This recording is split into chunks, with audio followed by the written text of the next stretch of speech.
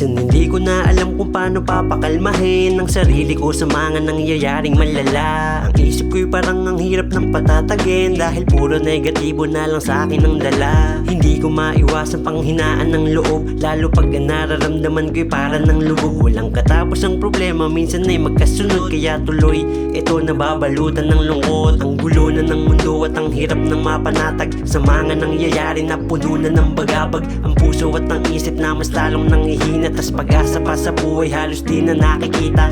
Oo Diyos, sa mabuti na lang nandiyan ka pa, na handang magpalakas kapag parang di ko na kaya. Gabayan nyo lang ako, huwag ka pong mawawala, dahil sa panahon ngayon ang dami ng masasama. Buti na lang nandiyan ka, di nawala.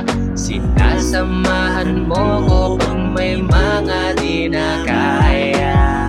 Buti na lang palagi kang nandyan, dahil sa'yo alam kong lahat kayang lampasan. Tapos dumarating sa punto na gusto ko nang sumuko at magpadala na lang sa nararamdaman ng puso. Bitawan na lahat at umatras na lang sa laban, dahil kung minsan parang hindi ko na makayanan. Ang bigat na kasi nito sa pakiramdam, minsan gusto ko na lang mawalan ng pakialam, para wala nang iisiping mga pasanin, natakbuhan na lamang lahat ng mga gampanin. Dahil tao lang ako na madalas panghinaan ng loob at maubusan ng lakas, kaya ang tanging paraan na lang tumawag sa taas, na sana sa pagsubok na to ako ay makakalas. Tao lang ako na marunong di matukso, nagagawa ko rin yung mga bagay na di ko gusto, kaya sana po Ama ako ay iyong gabayan. Alam ko lahat ng mga to ay kaya ko lampasan. Buti na lang nandyan ka, di nawala.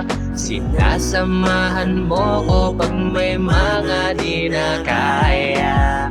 Buti na lang palagi kang nandyan, dahil sa'yo alam kong lahat kayang lampasan.